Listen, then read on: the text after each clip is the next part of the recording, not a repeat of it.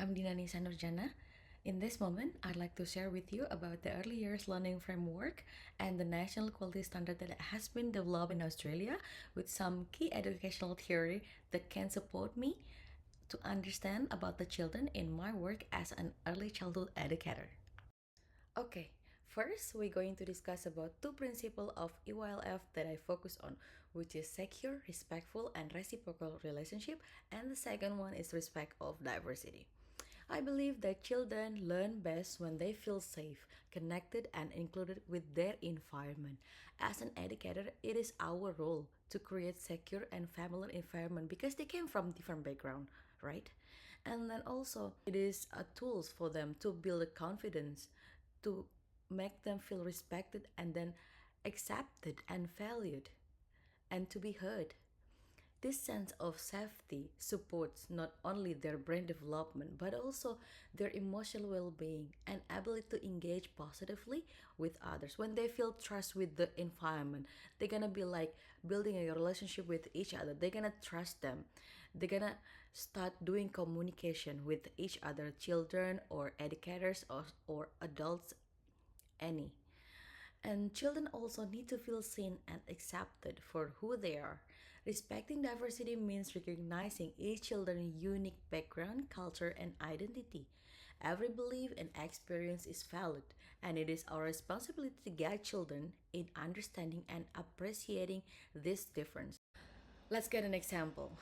So, if the children is speak in a different language, I might greet them with their own language so they can feel accepted. They can be like, "Oh, this is familiar to me." Or maybe like include their culture during story time. It is good. They're gonna be like, "Oh, this is makes sense. This been told with my mom." Or maybe like invite them or to celebrate their cultural public holiday, so they feel like accepted, they feel belonging on this environment, and it can build their empathy also, while also teaching children the value of teamwork and mutual respect in a diverse community. These two principles that I mentioned before is linked with the national quality standard that I focus on, which is relationship with the children. As I mentioned before, children learn best when they feel safe emotionally. And that starts when we think how we gonna connect it with them. Try to observe it every day in a small moment. For example, when a children is upset, I sit with them, name their emotion gently, and offer them a comfort. These daily routines can build them a trust, and it's matter. As an educator, it is our responsibility to help children recognize and express their emotion in safe, with a supported way. Children are peers with what Reggio Emilia calls 100 language. They communicate not only through words, but also through play, art, some movement, and emotion. We show them that it is okay to feel sad, happy, or frustrated, and help them name and manage those feelings. This also aligns with Reggio Emilia's philosophy, which is children as a capable, competent, creative, and expressive individuals. It teaches us to listen deeply in every form of communication children use. Vygotsky theory also supports this. He believed that learning is a social and happens through interaction, including emotional exchange.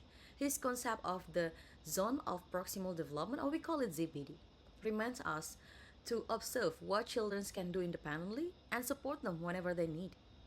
By understanding each children's pace and level, we can scaffold their emotional and cognitive development together. In the other hand, theorists like John Locke and Rousseau is also offer us a valuable insight about how children grow and learn. Locke believed that children are born as a blank slate. They shaped by the environment and what they are experiencing.